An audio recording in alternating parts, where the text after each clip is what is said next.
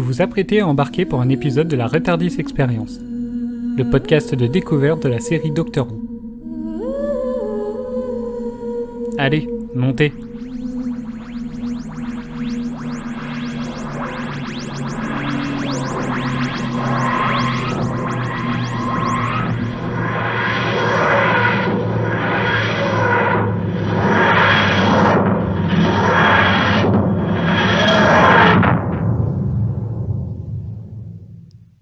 C'est quoi cet outil?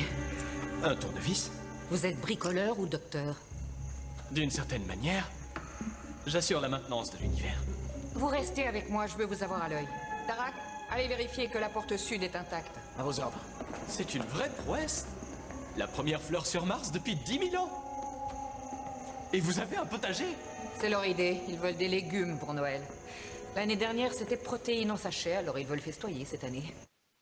C'est un épisode plutôt flippant et anxiogène que nous propose ce spécial. Le docteur se retrouve dans une situation qui le met face à ses propres règles et le pousse à se demander s'il est sain ou pas de tenir ses propres limites. Esthétiquement, c'est aussi un épisode qui montre l'importance capitale d'emmener un tube de labello à chaque voyage sur Mars et qu'il est important de bien s'hydrater, mais en se méfiant de l'eau du robinet.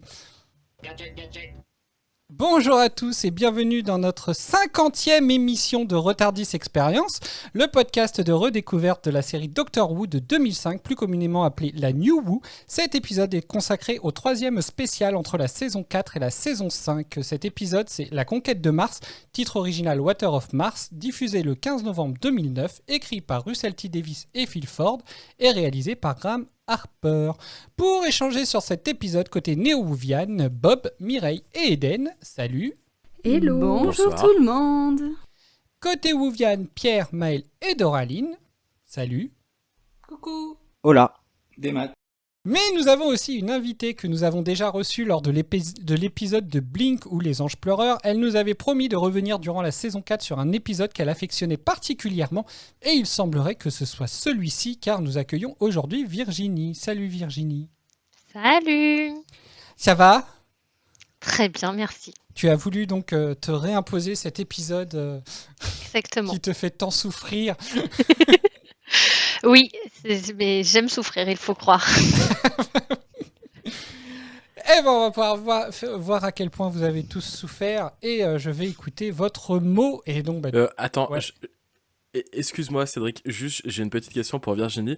Si tu aimes souffrir, est-ce que tu serais prête à revoir l'épisode 3 de la saison 1 pour refaire l'enregistrement avec nous? Écoute, c'était pas le plus pénible de la série pour moi, donc oui. Toi, par Incroyable. contre, Bob, es-tu prêt à revoir cet épisode pour réenregistrer l'émission avec Virginie?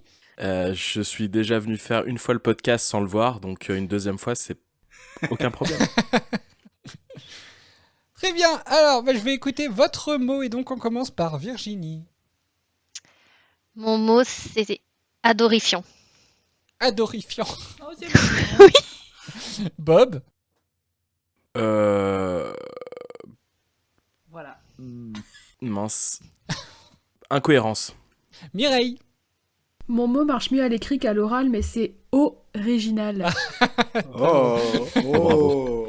Oh. Original, oui. Eden? Moi, le mot pour cet épisode, c'est gadget, gadget. Pierre? Creux. Vasse. Maël? C'est moins drôle, mais mon mot c'est Burk. D'accord, très Oh bien. bah. Eh bah très bien. Et bah du coup, on va se remettre un petit peu dans le bain. Attention à l'eau, avec le résumé. Dans cet épisode, le docteur atterrit, ou plutôt à Marcy, sur la planète rouge en 2059 sur la base humaine Bowie 1. Le nom est une référence à David Bowie, chanteur britannique qui s'inspira de la conquête spatiale pour certains de ses titres les plus connus, dont Life on Mars ou Space Oddity, qui raconte l'histoire de Major Tom, un astronaute qui... Virginie, on fait le résumé de l'épisode de l'eau sur Mars de Doctor Who, pas celui de l'œuvre de David Bowie. Ah oui, pardon. Mais tu vas voir, il y a un lien. Ah. Le docteur se fait donc arrêter par Gadget, le cousin de R2D2, et est conduit auprès de l'équipage de la base et de la capitaine Adelaide Brooke, qui se méfie de lui et n'a pas l'air sensible à son charme, ni à ses merveilleux cheveux, comme dirait Rose. Le docteur apprend qu'il est arrivé le 21 novembre 2059, un point fixe dans le temps marqué par la destruction de la base et la mort de tous ses occupants. Il décide donc de partir pour ne pas être tenté de modifier le cours du temps, mais en est empêché par Adelaide Brooke qui l'emmène à la recherche de 2 membres d'équipage, Maggie et Andrew.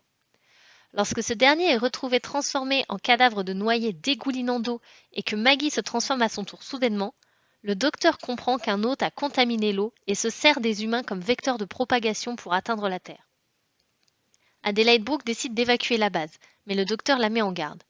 L'eau est l'élément le plus puissant de l'univers, vivant, capable de s'infiltrer partout et de venir à bout de tout, des plus hautes montagnes aux matériaux les plus solides.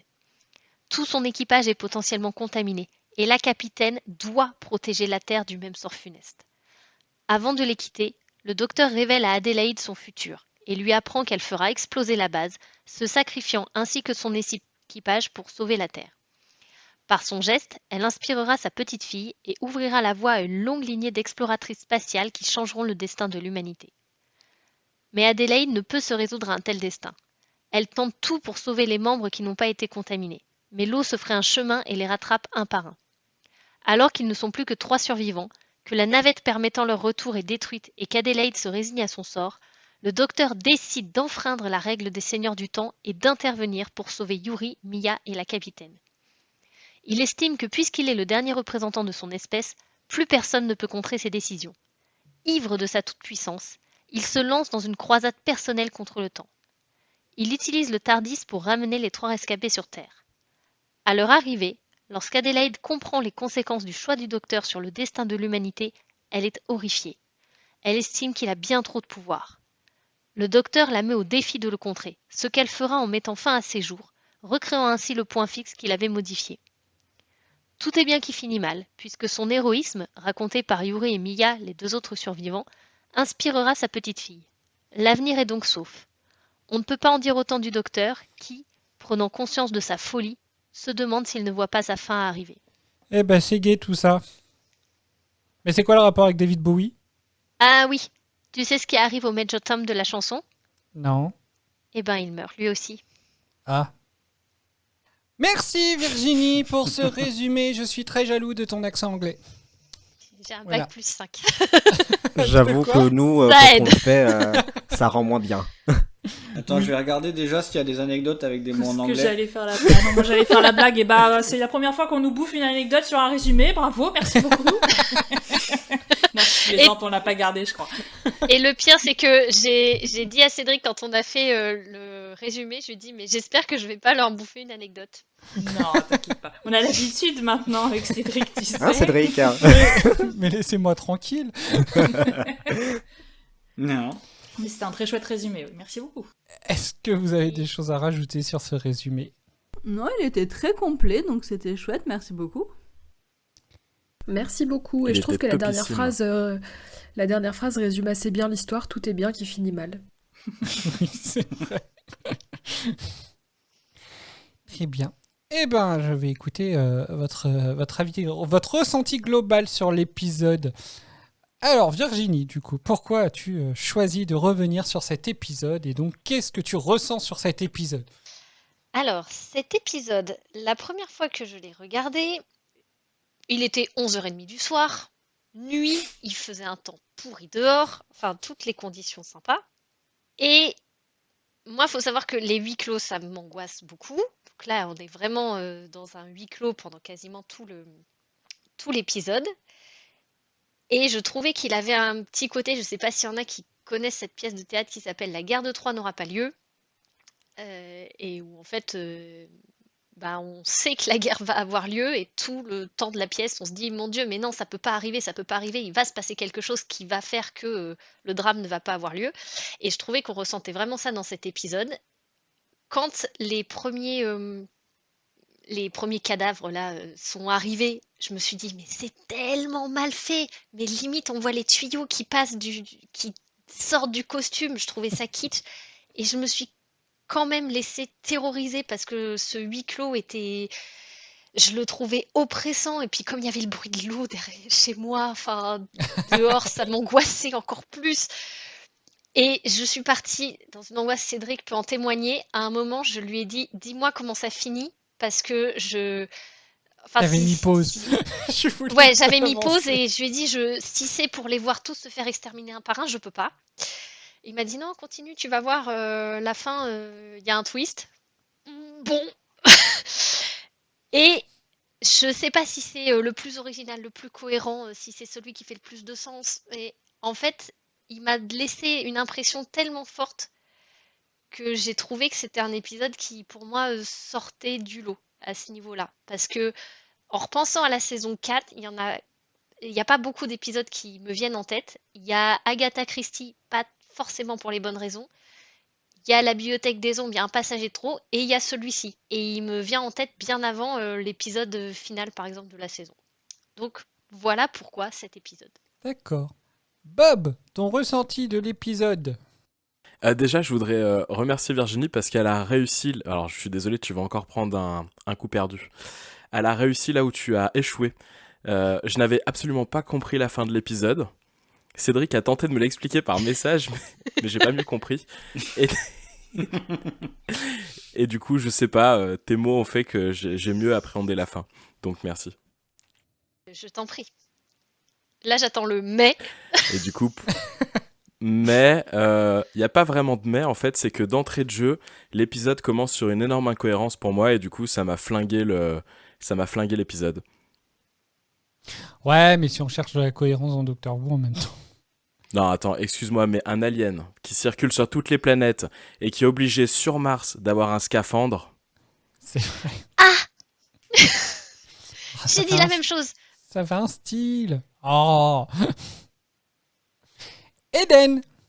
Oh bah moi c'est un épisode que j'ai quand même adoré, il est super chouette et c'est celui qui a été primé et je trouve que c'est mérité parce que je trouve qu'il y a un peu tous les ingrédients de Doctor Who, un peu de suspense avec ce côté, pas horreur, je vais vraiment mettre des guillemets sur le mot horreur, mais huis clos, etc.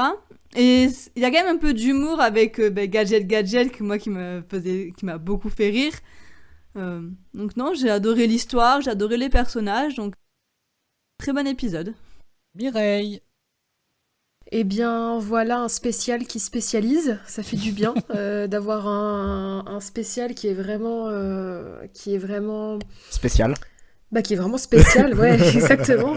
Le huis clos est angoissant, l'histoire elle est prenante. Il y a aussi un peu une sorte de, par rapport au pouvoir du docteur, justement une sorte de dilemme un peu philosophique. Il y a vraiment plein d'ingrédients qui sont réunis ensemble et pour moi ça marche très bien. Pierre. Bah, ça va être pas l'opposé, mais l'inverse de ce que vient de dire Mireille. Pour moi, c'est justement, j'ai l'impression que c'est beaucoup de trucs qu'on a déjà pu voir, que ce soit dans Doctor Who ou ailleurs.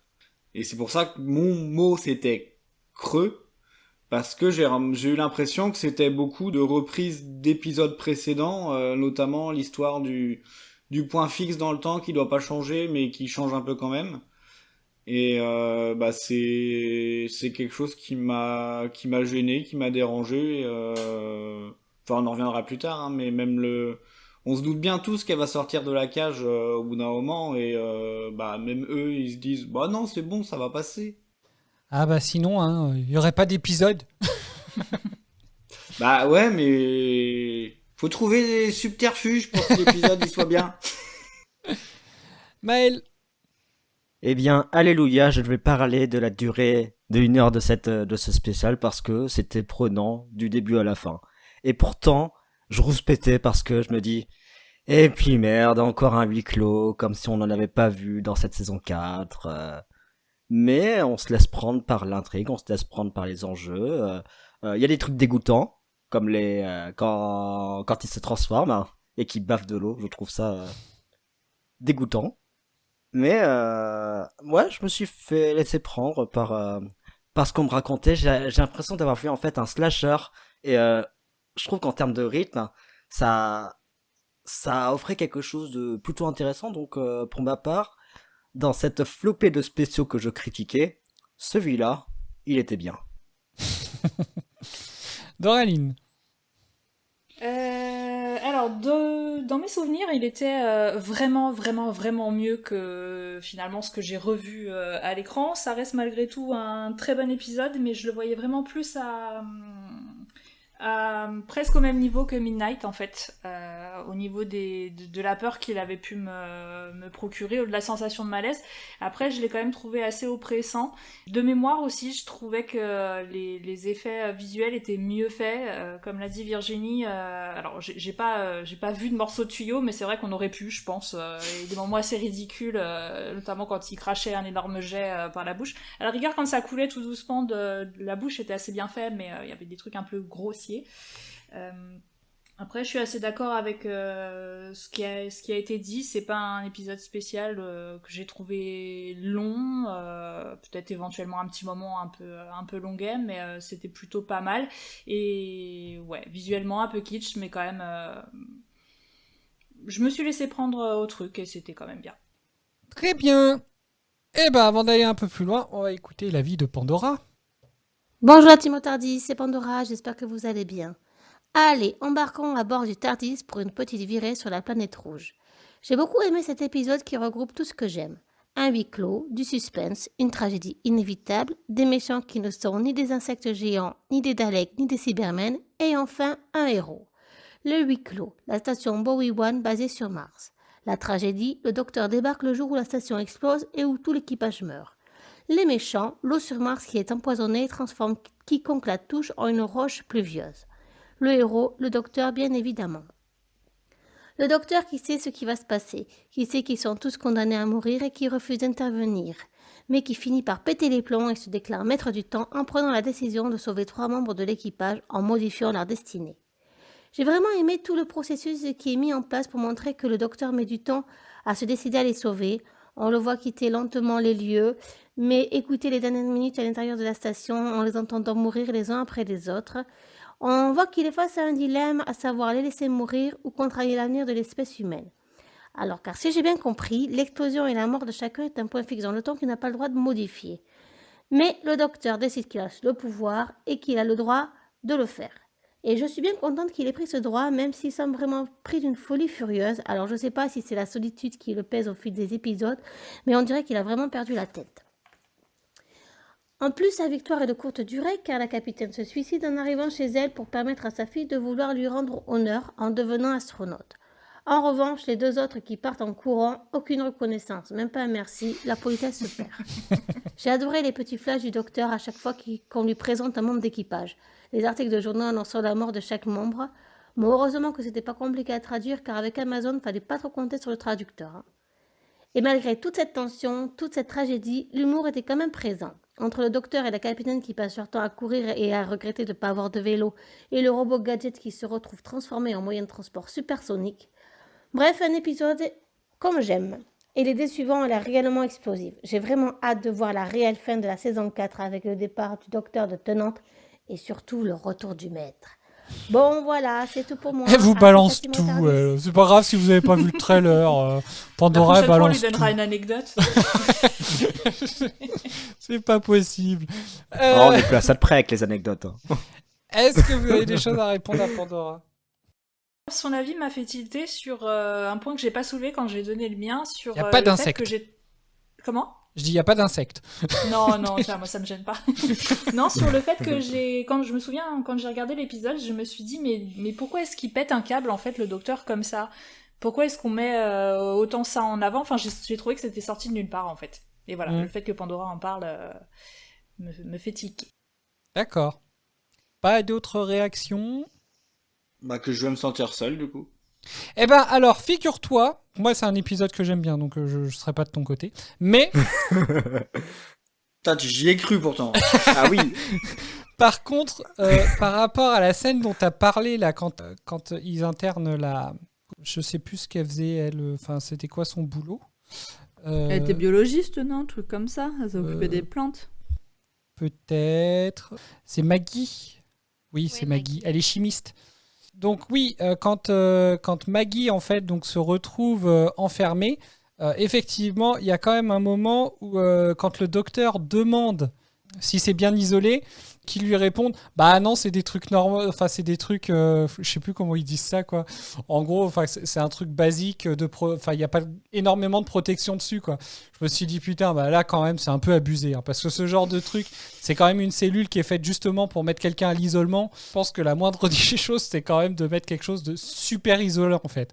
Et là même pas quoi. Donc ils ont quand même cherché la merde. Mais ça, je me demande si c'est pas un problème de VF parce que en anglais, en fait, ils lui répondent que c'est étanche. Ah ouais? Ouais. Bah pas en français dis donc. On va vérifier tout de suite. Est-ce que cette porte a des joints étanches? C'est une porte classique. Au moindre de ces mouvements, on évacue la zone. Voilà, c'est une porte classique, donc pour moi ça veut dire que c'est pas étanche en fait. Et du coup en VO. Is that door gonna hiding us here? No, just basic. Non, il dit non. Bah, alors c'est fou parce que sur le sous-titre, il répond c'est étanche. Ah bah d'accord. On nous a menti. Et j'avoue que j'ai pas fait attention. Donc Pierre, je te rejoins là-dessus sur le fait que quand même, sur ce passage-là, je me suis dit quand même, il cherche la merde quoi. Bon bah du coup j'ai dit ce que j'avais à dire, je vous écoute pendant 1h30 maintenant. D'accord. Mais non.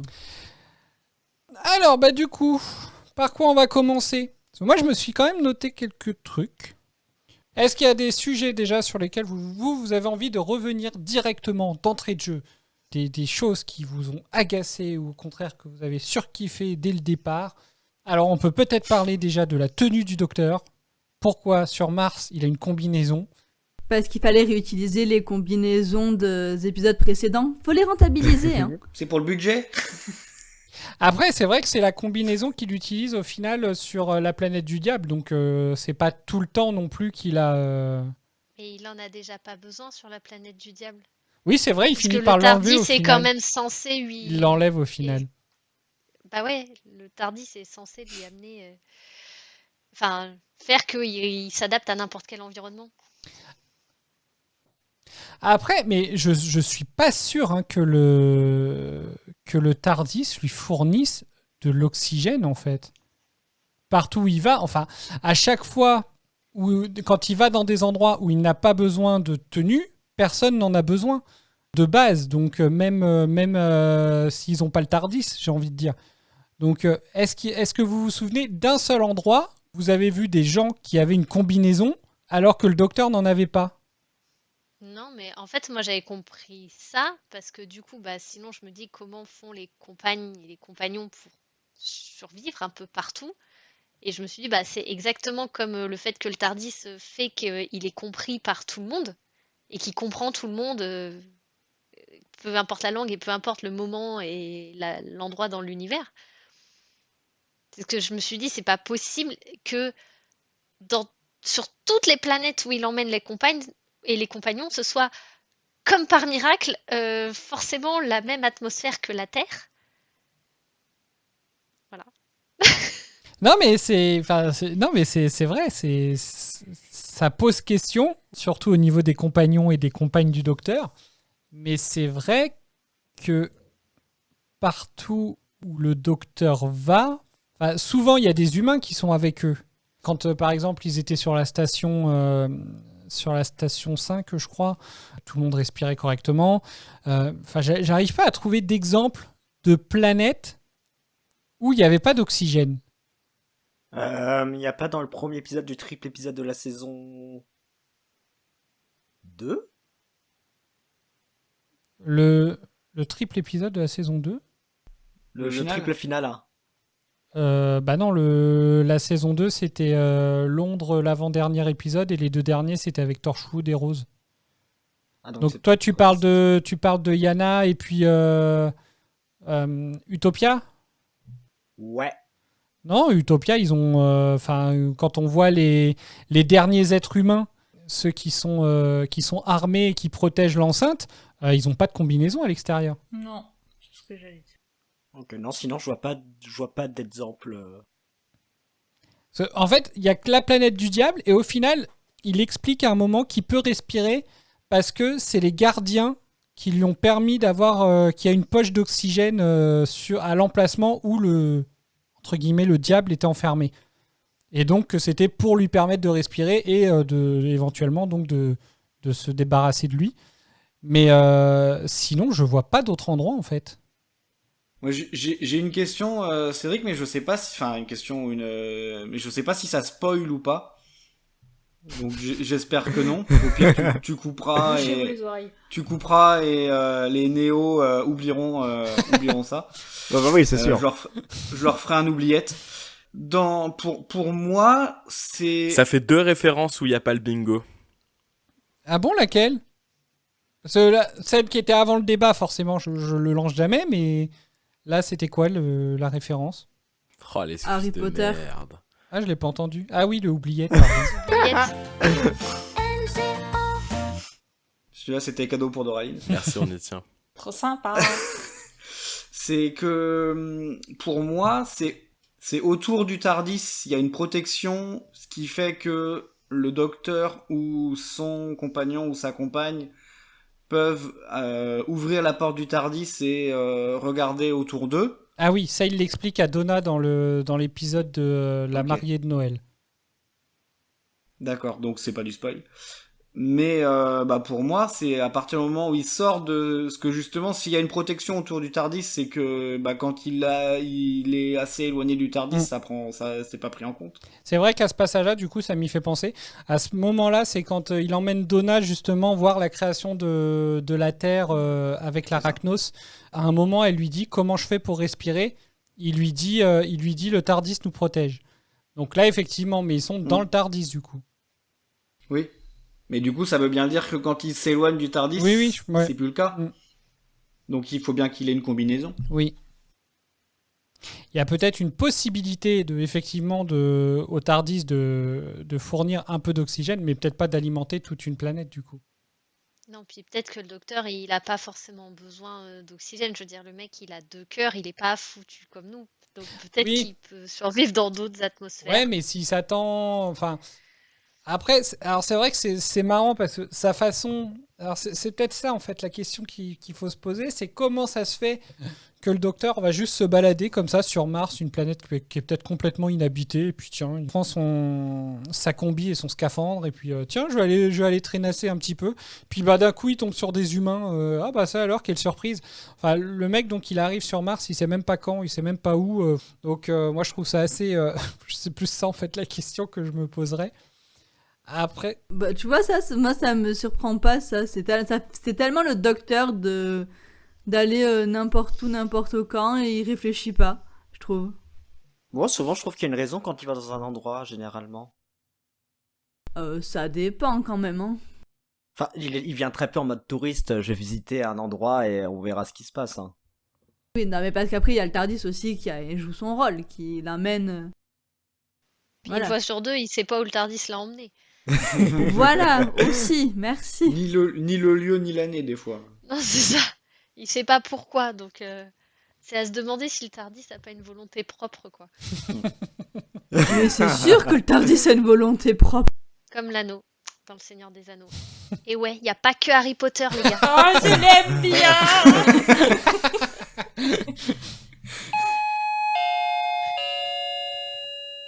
Bonsoir les tardigrades.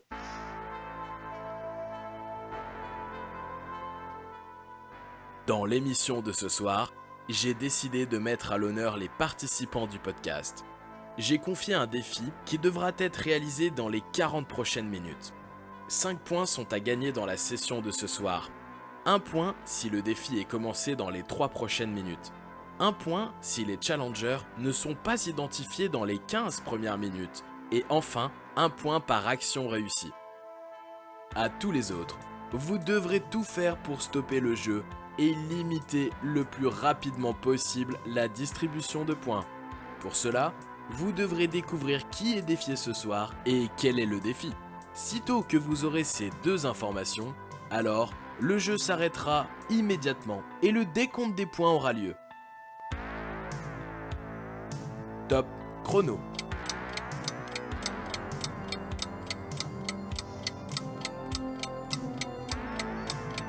Je bouge ma tête et c'est totalement synchro avec la tête de Cédric, c'est trop drôle. Je sais pas pourquoi, mais je sens que Virginie, elle a un défi. Je pense la même chose.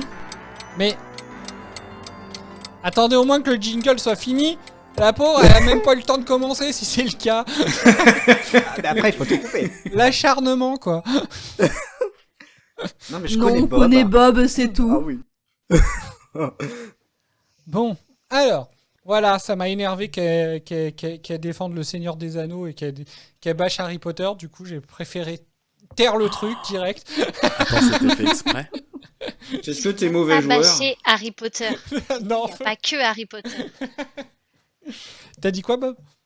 Je t'ai dit c'était fait exprès. Ah, c'était fait exprès. Très bien. Donc voilà, du coup, ce qu'on pouvait dire, ce que je pense qu'on pouvait dire sur le fait qu'il était habillé. Bob, est-ce que ça te convient comme explication ou non? Pour toi, non, ça reste une incohérence que tu n'acceptes pas. Bah moi j'adhère pas. Bon, bah voilà. D'accord. Eh ben, garde-le, ton sale caractère. Non, j'adhère pas déjà parce que c'est toi qui viens de m'annoncer ça. Vas-y, il s'est autodéfié ensuite, pour me plus bâcher. Sérieusement, je pense que c'est une vision beaucoup trop anthropocentrée parce que pourquoi un être vivant alien aurait besoin d'oxygène pour vivre? Enfin, pour moi, c'est un non-sens absolu Ouais, non, j'arrive pas à trouver d'explication et celle que tu viens d'apporter, en tout cas, ne te convient pas plus. Ne me suffit pas. Bon, bah d'accord, tant pis. Très bien. Alors, est-ce que vous avez donc un sujet, du coup, autre que la combinaison, sur lequel vous avez envie de revenir? Moi, j'aimerais bien revenir. J'ai cru comprendre entre deux coupures de connexion qu'il y en a beaucoup qui ont trouvé les effets spéciaux dégueulasses, je sais pas comment on peut appeler ça, des dégueulidos qu'il y avait sur les gens. Je sais pas pourquoi, mais moi j'ai été captivé. Enfin, vraiment. Est-ce qu'il y en a qui ont aimé l'effet ou personne? Enfin, je parle pas du gros jet dégueulasse, hein, je parle vraiment du quand il bavait. Oui, moi j'ai été vraiment convaincue et j'ai trouvé ça vraiment bien fait.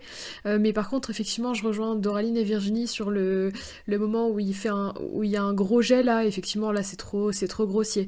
Mais par contre, vu de près, avec leurs yeux super clairs, avec leur bouche un peu rocailleuse là, j'ai trouvé ça impressionnant et intimidant aussi.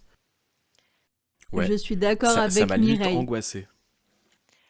Je me demande si cet effet, le gros jet, en fait, c'est pas une référence sur un film d'horreur. Et je sais pas si c'est L'Exorciste ou un truc comme ça. L'Exorciste, peut-être. Ouais, et je me me suis demande demandé. si... Oui, et en plus, dans L'Exorciste, c'est pareil, il y a la bouche toute desséchée qui craquelle, etc. Et en fait, je me suis demandé si visuellement, c'était pas une référence à ce film-là. Voilà. Est-ce que c'est toi qui es défié ce soir? Ah bon? Tu crois? Avec comme mission de flinguer les anecdotes. Elle a pas l'accès. C'est toi qui donnes les défis, Bob, donc tu devrais savoir si je suis défiée ce soir ou pas. Le défi, c'est Franck, hein. Mais Tu veux dire C'est que Cédric aurait filé les droits aurait transmis les anecdotes? pas à ma connaissance en tout cas. Hein. Dans son inconscient. Mais du coup, est-ce que vous avez une anecdote sur ce sujet-là ou pas? Non, pas sur l'exorcisme. Je crois Il y pas a une avoir lu anecdote ça. sur le design, enfin sur le visuel, mais pas qui correspond pas trop à ce qu'on dit pour l'instant en tout cas. Bon, d'accord. Bob, Ouais. est-ce que le point des 3 minutes a été remporté? Non. Elle est au taquet quand on a D'accord. lancé le truc à 21h35, il est 21h40. Le 3 minutes, est-ce qu'il a été remporté? Non, parce que du coup, ça aurait voulu dire qu'il aurait fallu que je rétro-analyse tout ce qui s'était passé les 5 dernières minutes. Vu que la réponse est non, ça me rassure, du coup. J'allais te dire, Bob, est-ce que c'est Mireille qui est défiée et que du coup elle essaye de gruger? Ah, ça aurait été malin. Non, ce serait trop méta. Alors, donc du coup, pour ces effets spéciaux, alors moi c'est vrai que je les ai trouvés aussi fascinants, ce fait-là, parce que déjà, je me demande juste comment les comédiens ils ont pu faire juste pour jouer avec quelque chose qui leur coule tout le temps de la bouche. Enfin, c'est assez fascinant. Et puis en fait, mais du coup, ça fait un peu l'effet d'une fontaine, je trouve. Enfin, des fois, quand il y a juste une fontaine d'eau, ça va te fasciner de la regarder un petit peu couler, etc. Et moi, enfin, en vrai, ça m'a fait exactement le même effet. Ça t'a fasciné de regarder l'eau couler comme ça? Ah, mais moi, ça me fascine toujours. Moi, j'adore les fontaines. Moi. Donc, forcément, enfin, moi, je trouve ça fascinant. Tu sais que les fontaines... Ouais. Attends, j'ai trop envie de rebondir sur ce que tu as dit. Vas-y. Est-ce que vous vous rappelez, ça doit remonter il y a peut-être bien une quinzaine d'années maintenant, il y avait une méga mode où c'est que tout le monde avait sa petite fontaine Wish dégueulasse qui à l'époque coûtait une blinde. Mais oui, moi, j'en voulais une, moi. Ça vous Qui parle ou faisait pas? un bruit infernal en plus. Les fontaines, Ouais. le truc avec le moteur qui faisait un bruit de malade et en plus ça C'est donnait ça, envie d'aller t'entendais faire plus pipi le toutes les moulin 3 que minutes. que l'eau. C'est quoi ce truc? Je connais Une pas. fontaine. J'ai pas Un petit connu genre ce avec des truc, je dauphins. crois. Le dauphin c'était le plus kitsch. Sans déconner. Oh, le Il y en dauphin, a, le ça dauphin, faisait il est comme pas des mal là. petits jardins zen Ouais. avec un galet au milieu et l'eau Voilà. qui sortait. Tu connais? Comme ça, il y a eu jardin ça chez zen, mes ok, parents. mais Ce que je mets je vais le mettre sur le salon, de la conversation. Celle-ci elle est stylée encore.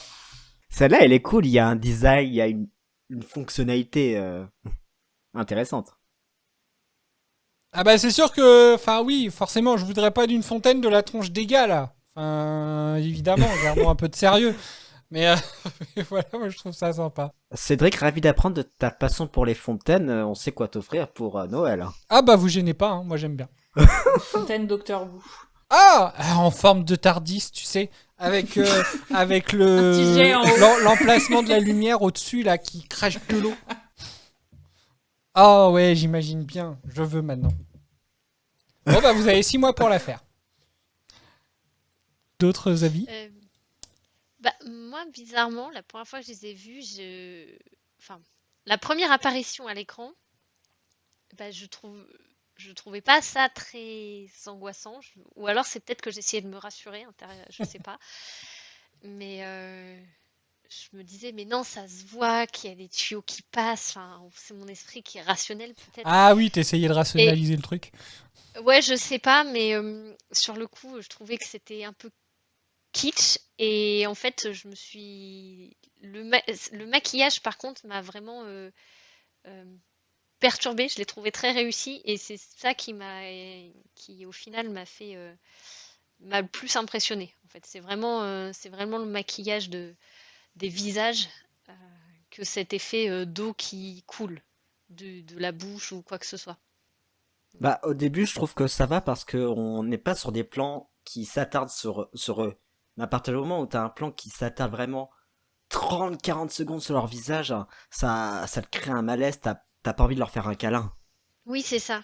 Je pense que c'est ça. C'est que quand c'est des plans brefs, la première chose qui t'attrape un peu, c'est l'eau qui coule. Et donc, soit t'accroches un peu à l'effet visuel, soit pas du tout. Alors que dès que t'as des plans un peu plus longs sur les visages, tu ressens forcément un malaise à un moment donné, quoi. bah de toute façon, le malaise, c'est l'effet creux. Basse. Non, Il y a, vrai, il y a ça, Cédric c'est qui super part cool. en vrille tout seul. Mais non, mais parce que déjà j'ai commencé à rigoler parce que j'ai failli poser une question qui était complètement con et je me suis dit si je la pose, ils vont tous m'allumer donc je vais pas la poser. Ah, ça Mais, c'est faut assumer maintenant. non, je compte pas la poser. Non. Et du coup, forcément, alors eux qui reviennent avec leur effet creux vaste, voilà, ça m'a fait partir. Désolé.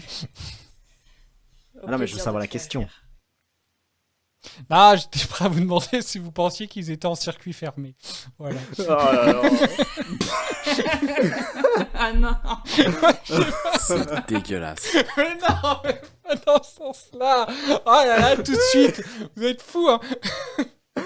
Mais non, mais rien que... Enfin, parlons... soyons pragmatiques. Donc, on sait que c'est des tuyaux qui balançaient la flotte. Mais putain, mais au bout d'un moment, ils ont dû en balancer de la flotte. C'est juste. Donc voilà, au bout d'un moment, est-ce que. J'en sais rien. Enfin voilà. Alors, est-ce que vous avez donc un autre sujet que vous voulez aborder? Les petits oiseaux sur Mars. Reste dans l'eau. Quoi? Est-ce que tu veux qu'on reste dans l'eau? Ah bah non, c'est bon. Je pense que le sujet est tombé à l'eau, justement. Là, tu peux mettre le badams là. Hein. Du coup, Virginie, t'allais relancer le sujet de l'eau. Ouais, je suis désolée. Mais en fait, je trouvais très angoissant. L'eau, normalement, c'est le symbole de vie. C'est l'élément nécessaire à la vie. Et en fait, que ce soit cet élément-là qui tue, moi, je trouvais que c'était hyper angoissant, en fait. Ah bah, rien que le fait du docteur qui dit une seule goutte peut suffire, enfin, ça angoisse vachement sur la fragilité de l'eau, en fait. Ah bah après, une seule goutte peut suffire, on peut dire ça pour l'alcool. Bob, Oui. est-ce que... Pardon Maël, je suis désolée. Hein. Ouais, c'est pas grave. Est-ce que c'est Maël qui est défié et qui a pour défi de faire des blagues beaux? Oh non, mais tu remets ça. Non, franchement, c'est trop là. Je suis désolée Maël. Mireille, en fait, elle a pas peur de balancer des balles perdues. Tant qu'elle a une chance de gagner. Tant qu'elle peut gagner des points. Tant qu'elle a une chance de gagner des points. Un jour, je réussirai à démasquer un défi. Eh non, ce n'est pas moi. Ah merde, putain, j'ai espéré. Donc oui, je suis d'accord avec toi. Et pour le coup, effectivement, c'est vrai que ça peut... Rien que ça, ouais, je trouve que c'est peut-être quelque chose qui nous rapproche de l'inquiétude du truc, parce que si c'était pas l'eau, si c'était quelque chose vraiment, on va dire, de très physique, qui avait aucun risque d'être déplacé, etc. Enfin voilà. Tu fais allusion à quoi, par exemple? Bah, je sais pas si c'était... Une grosse araignée, une grosse guêpe. Oui, voilà, par un exemple. D'Artagnan dans le dos. Oui, non mais... Si, dans tous les cas... Docteur Woozery, quoi. Voilà, donc forcément, ça nous permet peut-être de s'identifier plus facilement à la menace et donc de s'en inquiéter plus et de rendre du coup l'épisode beaucoup plus inquiétant. Creux.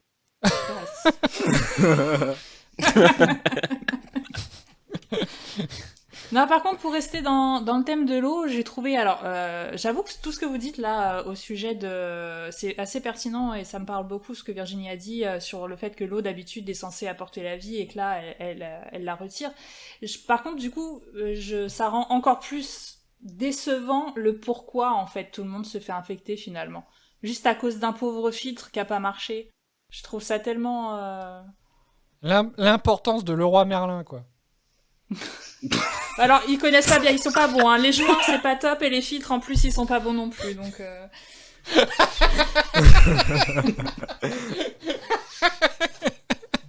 C'est le pétage de câble, cet épisode. Oh là là. En tout cas, toi, ça te choque, Dora, mais moi, j'avoue que c'est plutôt quelque chose qui m'a, pour le coup, un peu impressionné positivement, parce que j'ai trouvé que les dates et les événements qu'ils ont communiqués dans cet épisode me semblaient accessibles par rapport à la technologie qu'on a aujourd'hui. Le fait qu'un voyage sur Mars ait lieu dans les années 2050 me paraît... Alors, peut-être que je fantasme complètement, mais ça me paraît pas complètement irréaliste. Et l'histoire du filtre, bah du coup... Alors, je suis pas sûr qu'il y ait des glaciers là-bas, mais c'est peut-être de la merde ce que je dis en fait.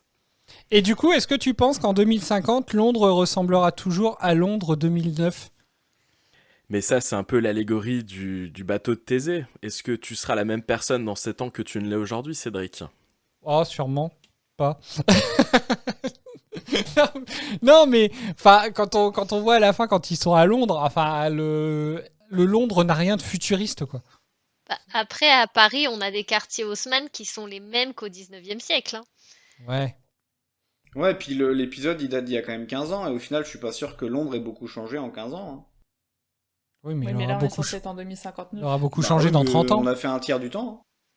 Bah là, je suis pas d'accord avec toi, parce que regarde, si on prend l'exemple de l'IA qui a vraiment explosé ces derniers mois, ces dernières années, c'est pas quelque chose de tangible ou que tu vois. Pourtant, le progrès technique est quand même là. Pour moi, tout ce qui est structurel, bâtiment et autres, va pas tellement changer. Après, ils se sont bien arrangés pour qu'il n'y ait aucun véhicule et tout dans la rue pour éviter quand même d'avoir à faire quelque chose de trop futuriste. Ils devaient peut-être compter là-dessus plutôt. Et du coup, votre avis sur les dates communiquées pour une exploration de Mars, est-ce que ça vous paraît crédible ? Oui.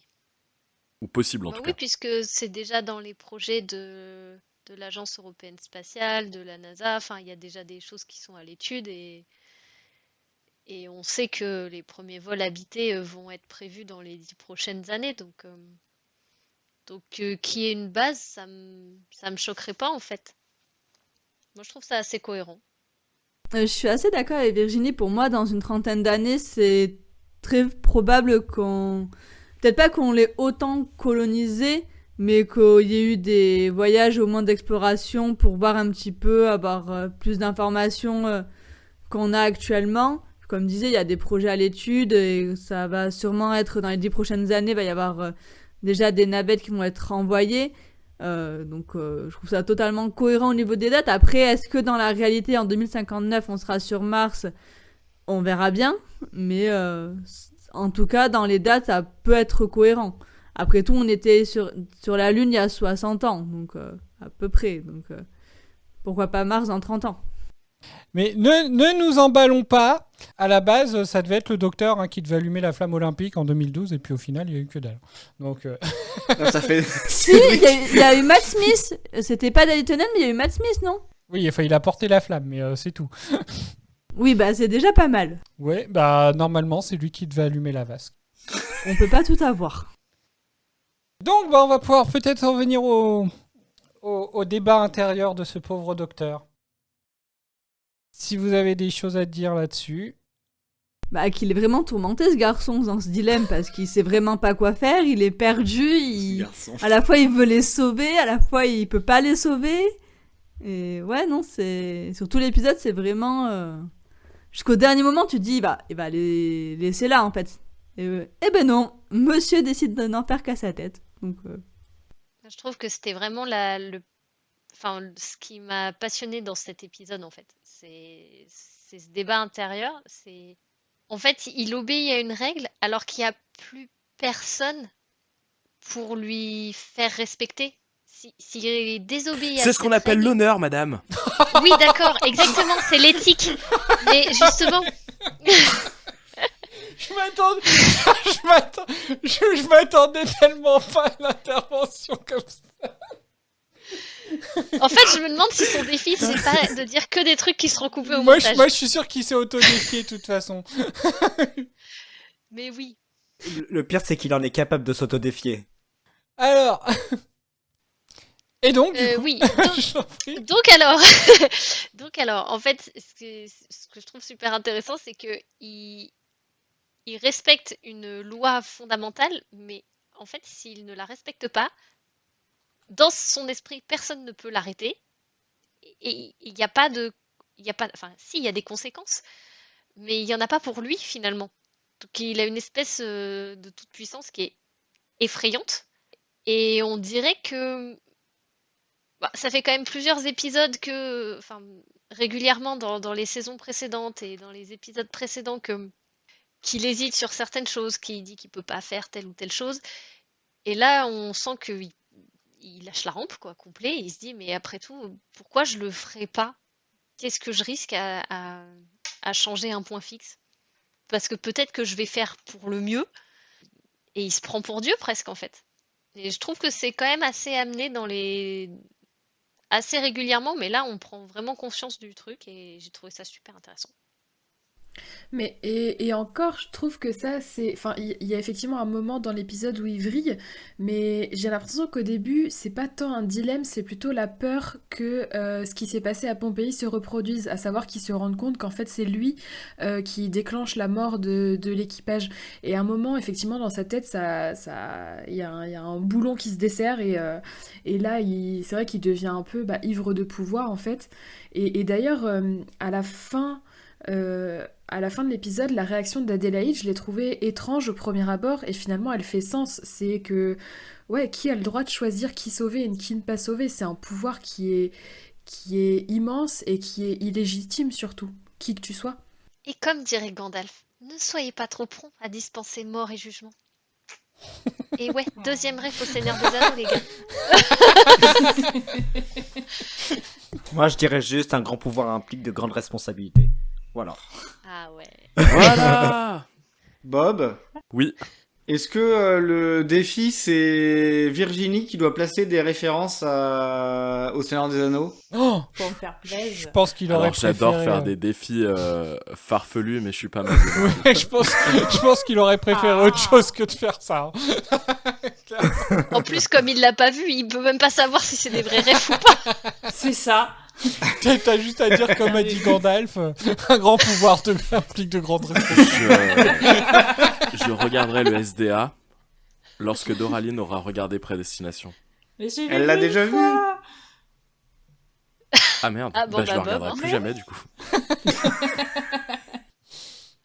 Bon, en trêve de plaisanterie, j'adore la façon dont tu as présenté les choses, Virginie, parce que c'est vrai que ça met en perspective l'immensitude du pouvoir du docteur et ça a quelque chose de dérangeant en fait quand on y pense. Ça m'avait pas marqué jusque-là, mais là il y a quelque chose qui me dérange parce qu'au final, effectivement, en dehors de son code d'honneur, bah il y a rien au-dessus de lui quoi. Et c'est assez bizarre à imaginer. Ouais, puis en fait, moi, ce que j'ai trouvé génial, c'est que on a quand même vu le docteur en colère ou pour bah, notamment le premier épisode avec Tenante quand il dit quel genre d'homme je suis cet homme-là et qui se Avec venge les un peu. Sycorax. Mais ouais, avec les Sycorax, je cherchais le mot, c'est vrai que ça ressemblait à un nom d'arbre. Mais en fait, pour nous, c'est plutôt un héros un peu marrant, c'est génial, il voyage dans le temps. Et là, ça nous montre vraiment tout ce que ça implique d'être le docteur. Et on a un personnage qui est atrocement seul au monde, qui perdure alors que tout le reste dans l'univers a un début et une fin. Lui, il perdure, il traverse ça, il est tout seul pour traverser ça. Et qui, en plus, est doté d'un pouvoir infini. Et c'est terrifiant. Moi, j'ai trouvé que ça donnait une dimension complètement autre au docteur. Je sais pas si c'est pour préparer un peu un changement d'univers ou d'orientation de la série sur les prochaines saisons, j'en sais rien. Mais enfin sur les saisons qui vont suivre. Mais je trouvais que ça, d'un point de vue scénaristique, ça pouvait ouvrir à des choses beaucoup moins légères que ce qu'on a vu jusque-là. Mis à part Pompéi, qui est vraiment un petit peu spécifique, mais cet épisode-là, c'est un peu le pendant de Pompéi, en fait. Et donc, c'est vraiment ce qui m'a marqué, et c'est pour ça que j'avais adoré cet épisode. C'est marrant parce que quand je vous écoute en parler, j'ai vraiment pas l'impression d'avoir compris la même chose que vous. Parce que je me suis fait la réflexion en le voyant qu'en fait il vrillait parce qu'Adélaïde l'avait poussé, l'avait un peu sermonné pour que justement il intervienne et qu'au final quand il cède entre guillemets en se disant je le fais, je tente de les sauver, elle le punissait à la fin au final de l'avoir fait. J'ai vraiment pas compris sa réaction à la fin parce que pour moi c'est vraiment elle qui est l'investigatrice de cette décision. Alors dites-moi si je me trompe, parce que... L'instigatrice, merci. Je suis pas tout à fait d'accord sur le fait que c'est elle l'instigatrice et qu'après elle lui reproche, parce qu'en fait, effectivement, elle ne comprend pas comme quoi s'il peut les sauver, pourquoi il ne le fait pas. Mais à partir du moment où il révèle son futur, elle fait tout pour ne pas se résoudre à faire exploser la base, et c'est à partir du moment où il lui révèle son futur et qu'il lui explique que elle switch et qu'elle se dit mais j'ai pas d'autre solution, qu'elle l'admet quelque part, et on le voit même dans son attitude, elle essaye et là elle enclenche la destruction et elle admet qu'elle aura pas d'autre solution. Donc pour moi, elle veut qu'il les aide jusqu'à ce qu'elle prenne la mesure de ce que ça signifierait. Et là, à ce moment-là, elle se résigne à son destin. Et c'est là que le docteur intervient. Et donc, elle lui reproche parce qu'elle dit, mais vous m'avez donné, en gros, ce qu'elle lui reproche, c'est de lui avoir donné les éléments en disant, voilà le futur dont vous êtes garante. Et finalement, il lui reprend et il fait un choix. Il essaie pendant tout l'épisode de l'amener à faire le choix qui est de maintenir le point fixe au départ sans lui dire et après en lui explicitant clairement. Et quand finalement elle s'y résigne et que lui intervient, elle dit mais de quel droit vous décidez de l'avenir de l'humanité et encore plus pour me sauver moi quoi. Moi je l'ai vu comme ça. Ouais, j'avoue, c'est une bonne explication. Ouais, j'ai pas vu ça. J'ai pas su l'interpréter. En même temps, elle, qu'est-ce qu'elle en sait Je aussi suis pas sûr que RTD non plus l'a interprété comme ça. Après, elle, qu'est-ce que ça... Enfin, juste, qu'est-ce que elle en sait aussi, de toute façon. Parce que justement, au final, il y a quand même ce passage-là où il switch des deux côtés, en fait. Il y a elle, au début, qui va à tout prix être sauvée, donc qui supplie, limite le docteur, etc. Au point qu'elle le retient un petit peu avant qu'il parte. Et quand il revient, au final, bah là, elle s'est dit que finalement, bah voilà, c'était le jour pour elle, il fallait qu'elle parte, etc. Et au final, donc, c'est elle qui décide que le docteur, finalement, a tort. Mais au final, on ne peut pas forcément savoir qui a tort ou raison. Bah non, parce que ça, le changement aurait ouvert d'autres choses. Le changement aurait ouvert un autre futur et qu'on connaît pas.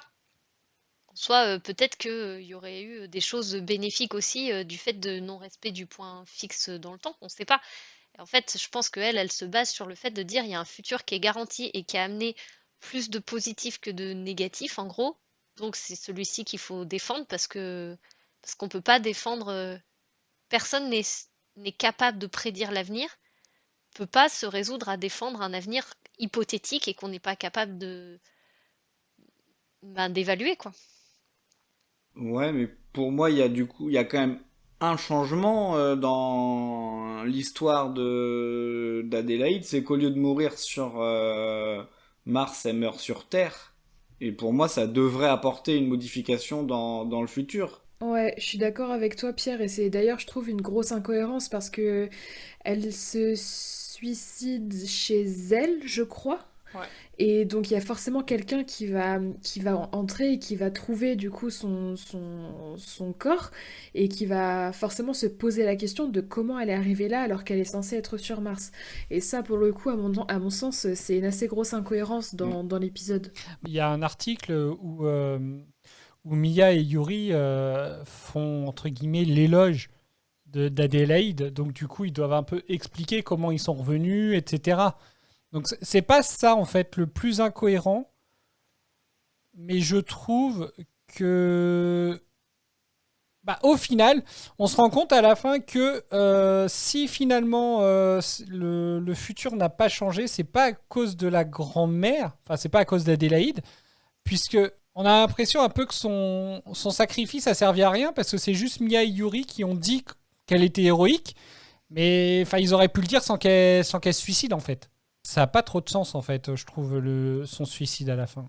Pour moi, c'est l'impact qui n'a pas de sens parce que si elle était morte sur Mars, dans l'univers où elle meurt sur Mars et que ça inspire sa petite fille, bah ça je comprends. Mais je comprends pas pourquoi le fait qu'elle meurt au retour de cette mission, même si les gens vont dire bah, elle est héroïque, ça n'a pas le même impact dans l'imaginaire d'une petite fille pour créer une vocation ou une volonté de comprendre ce qui a attiré sa grand-mère vers l'univers ou quoi que ce soit en fait. Sachant que Torchwood existe déjà et les agences d'État existent déjà dans l'univers et qu'ils auraient pu du coup masquer la mort sur Terre d'Adélaïde pour... Ouais non, je sais pas, je suis assez d'accord avec... Je sais plus si c'est Dora ou Mireille qui disait que c'était incohérent. Mireille, je crois. Bob, Oui. est-ce que ton défi c'est de ne pas parler de ce poivrier qui apparaît dans l'épisode et qui a dû te désappointer un petit peu? Quel poivrier. C'est pas vrai. Attends, quand même, la Bob. Si, mais si.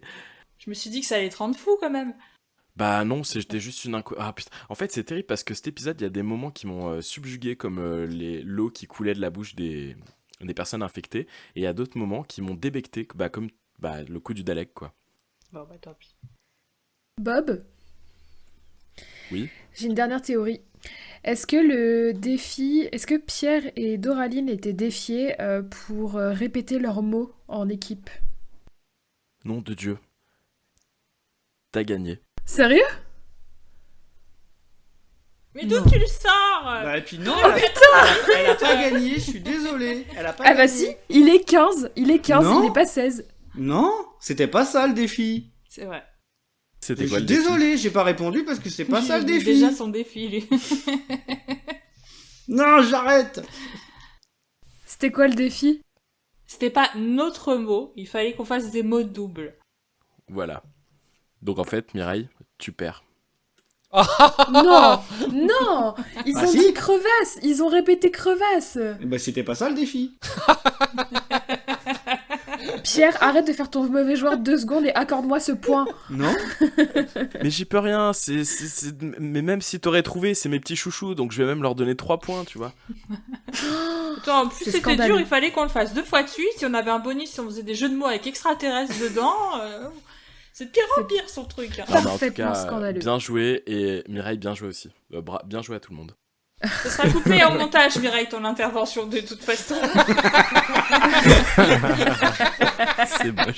Oh là là. Et tu vois, je trouve que Doraline, tu fais un parallèle parfait avec le dilemme du docteur. Là, tu as un pouvoir qui est trop grand, qui est illégitime entre tes mains.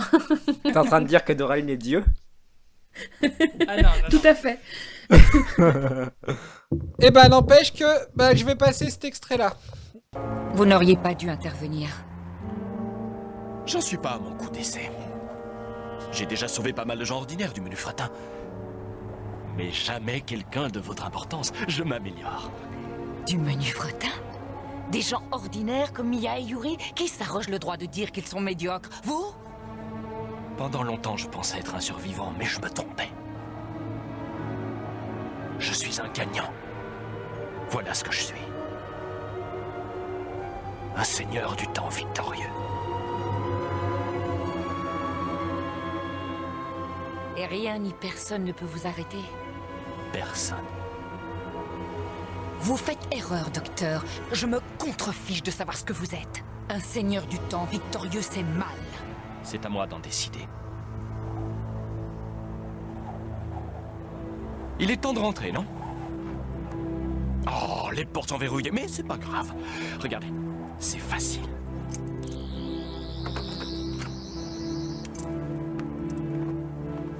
Bienvenue. Voilà, le petit coup de chaud du docteur. Est-ce que vous avez des choses à dire sur cet extrait? Cet extrait, il est intéressant parce que j'ai l'impression, enfin là, tu vois, à l'écouter, hors contexte de l'épisode, j'ai pas l'impression d'écouter le docteur. D'habitude, le docteur, c'est censé être, entre guillemets, le gentil de l'histoire. Et là, t'es face à quelqu'un qui est vraiment ivre de pouvoir, qui a plus aucune distinction du bien et du mal. Et je trouve ça intéressant, en fait, qu'il ait pu shifter à ce point par rapport à son personnage habituel. Il devient plus une sorte de maître, de seigneur, mais plutôt un maître du temps. Moi, je trouve pas ça crédible. Ah, c'est vrai, ça lui ressemble pas. C'est peut-être juste le fait que c'est court au final. Ça se passe sur 5 minutes de l'épisode en fait. Il vrille au moment de les sauver. Il en rajoute une couche une fois qu'ils sont sur Terre. Et hop, à peine il y a le Hood qui arrive, le mec il regrette et puis il se calme. En fait, c'est ça limite qui est pas crédible. C'est qu'en fait c'est court. Ça arrive vite et ça repart aussi vite. Je suis d'accord avec toi, Cédric. Pour moi, déjà, quand il change d'avis dans son dilemme moral, je trouve ça... Le temps qui passe, le temps qu'il change d'avis, je trouve ça trop court. Mais là, c'est encore pire. Je trouve que c'est une grosse facilité scénaristique, en fait. Moi, j'aurais préféré, en vrai... Moi, j'aurais préféré, en vrai, qu'on remette... Que ça dure peut-être... En fait, que ce moment où il pète un câble, ça arrive presque à la fin de l'épisode précédent et qu'on ait quasiment tout un épisode comme ça, en fait. Un peu comme on peut ramener ça à Spider-Man 3 de Sam Raimi au moment où il est Venom. Enfin, voilà, moi je trouve que c'est toujours super intéressant d'avoir un passage où le héros d'une histoire devient presque un antagoniste. Merci. Devient un antagoniste. Et le moment où finalement après il se rend compte, voilà, j'aurais trouvé ça super intéressant et je pense qu'en fait David Tennant il est tellement bon, je trouve, même là les quelques minutes, voilà quoi, quand je l'ai vu dans Jessica Jones, honnêtement il sait jouer les méchants, il est assez terrible et je trouve que c'est dommage de pas l'avoir vu profiter peut-être un peu plus de ce vrillage. Puis il n'y a rien qui nous indique dans cet épisode qui va péter un câble en fait. Et c'est moi ce qui me gêne un petit peu quand même. Moi je trouve justement qu'on qu'on ressent tellement le dilemme qu'il a. Ce qui est intéressant quand même, c'est que toute la partie qui est sur Mars, elle est quasi en temps réel, puisque quand ils allument l'autodestruction, il y en a pour 20 minutes et c'est globalement, il reste globalement 30 minutes d'épisode. Donc si t'enlèves la fin quand il retourne à Londres, bah c'est à peu près en temps réel. Et on voit qu'il est complètement torturé, déchiré, qu'il sait pas quoi faire, qu'il se dit je m'en vais, mais finalement je m'en vais pas. Enfin, donc on sent que psychologiquement il est dans un état de tension assez extrême et ça se voit sur le visage de Tennant. Donc moi j'ai trouvé que c'était cohérent et en plus en fait au moment où il prend la décision d'agir alors que c'est un interdit absolu qui s'était imposé, il y a une espèce d'euphorie qui arrive en fait, d'euphorie complète de dire oh, je l'ai fait et en fait j'ai pas détruit l'univers mais c'est extraordinaire, en fait je peux L'excitation faire de ce que je veux. l'interdit. C'est ça, en fait il se dit mais finalement je peux faire ce que je veux parce que je l'ai fait et là il se passe rien de grave.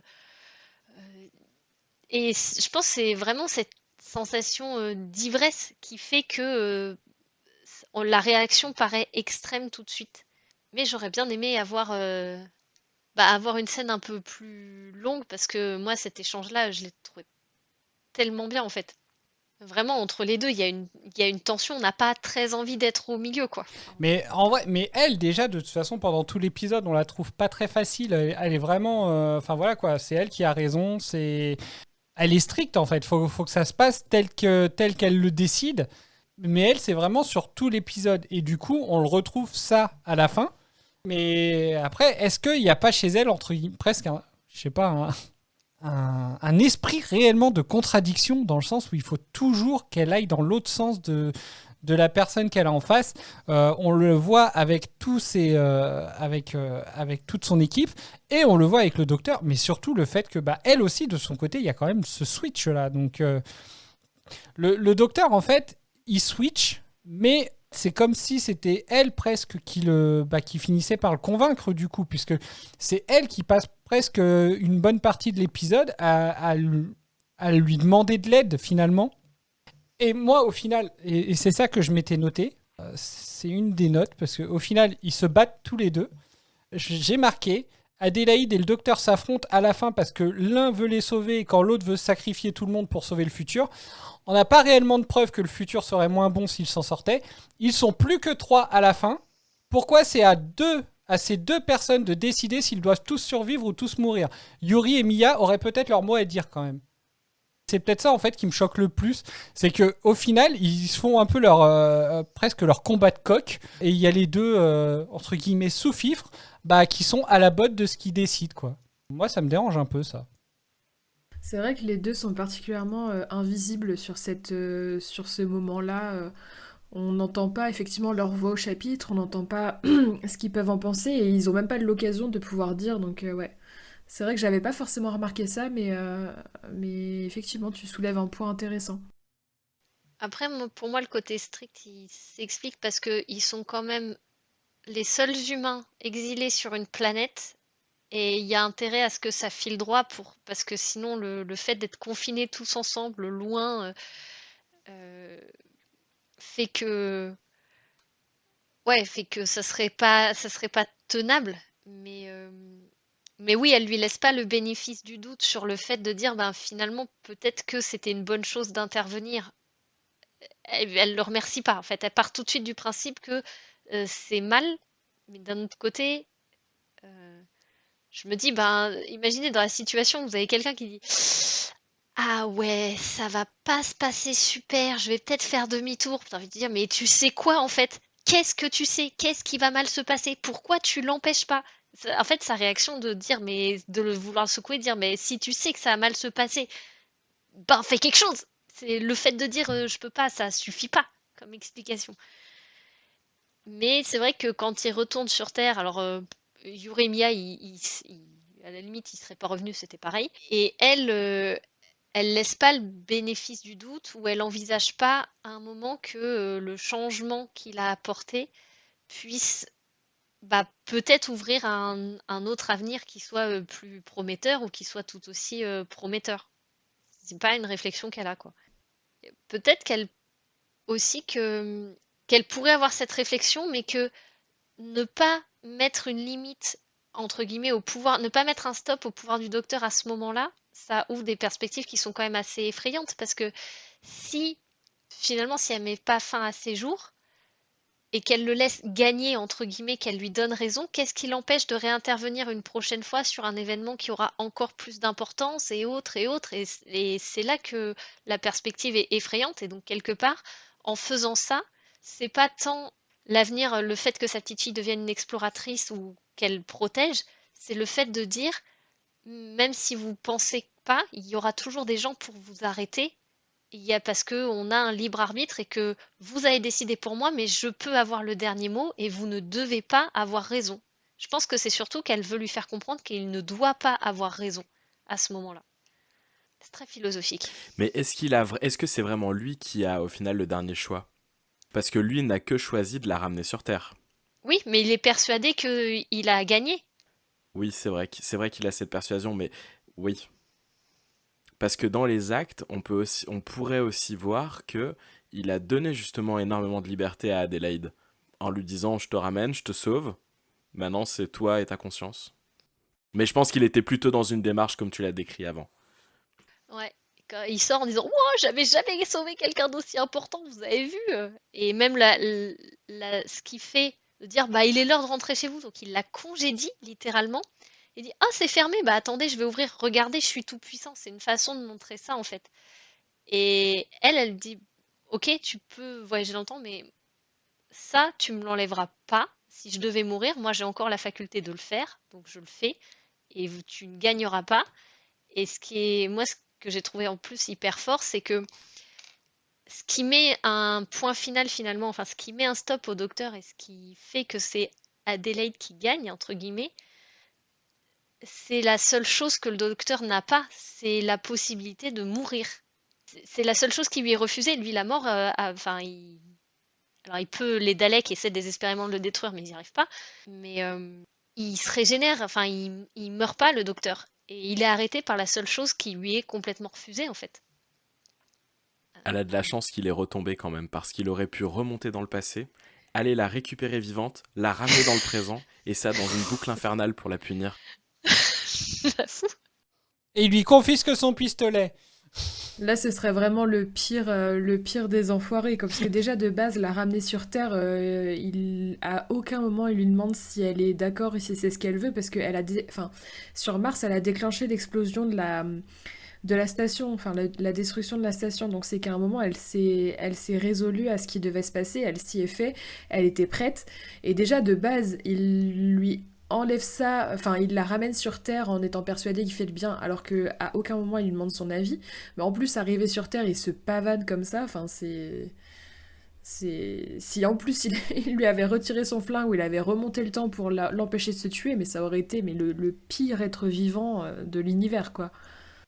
Puis là, il a un électrochoc parce que autant s'il l'avait laissé mourir sur Mars, c'était pas sa responsabilité à lui, puisque ça serait arrivé quoi qu'il arrive, enfin, quoi qu'il se passe, ça devait arriver. Sauf que comme il l'a ramené, enfin, c'est elle qui fait le choix de se suicider, mais quelque part, il porte la responsabilité. Parce que c'est lui qui l'a poussé à cette extrémité-là. Et c'est ça, je pense, qui lui fait l'électrochoc à la fin et qui s'y attend pas et qui se réveille un peu. Et en plus, il y a comment ça s'appelle, le Hood? Oui, le Hood, ouais. Le Hood, c'est ça. Et là, il vrille complet dans l'autre sens, il a la descente. Mais ce qui lui fait un peu un électrochoc et qui le réveille, c'est que finalement, il devient responsable d'une mort dont il n'était pas responsable à la base, quoi. Je pense qu'il y a deux descentes à ce moment-là. Le fait qu'il s'aperçoive que voilà, celle qu'il voulait sauver, il n'a pas réussi et qu'au final, il n'aura pas d'emprise sur sa vie à elle. Et le fait, moi, quand j'ai vu le Hood qui est apparu, je me suis plus dit, et au moment où il dit je suis allé trop loin, c'était plus comme une... Alors, c'est une piqûre de rappel parce qu'on lui a, entre guillemets, plusieurs fois signifié que ça allait être sa fin et qu'il s'aperçoit, comme s'il avait peur, en fait, que son air à lui s'arrête, je sais pas si on peut dire ça comme ça, parce que justement il avait fait cette bêtise-là. Je l'ai un peu perçu comme ça, je sais pas si je suis la seule. Perso, je me suis fait une théorie par rapport à ça. Sur les hoods? Non, sur le doc, je me suis dit que ce serait vraiment extraordinaire qu'on se rende compte qu'en fait, il continue de vraiment péter les plombs, qu'il reste dans sa folie folle, et qu'en fait, il devienne le maître. Et que le maître n'est qu'une incarnation future du docteur, un peu comme dans un scénario à la prédestination, où c'est que ce serait lui-même qui causerait sa perte. Ce serait ultra dark, mais j'avoue, ce serait trop bien. Ce serait un bon truc, ouais. Est-ce que le jeu, c'est que tu dois placer plein de fois prédestination? Un jour. Quand on s'y attendra plus. Non. Et tu sais qu'en fait, le film, je l'ai même pas vu, j'ai dû le voir une fois, deux fois grand maximum, donc s'il faut, je vais le revoir une fois et je vais le détester.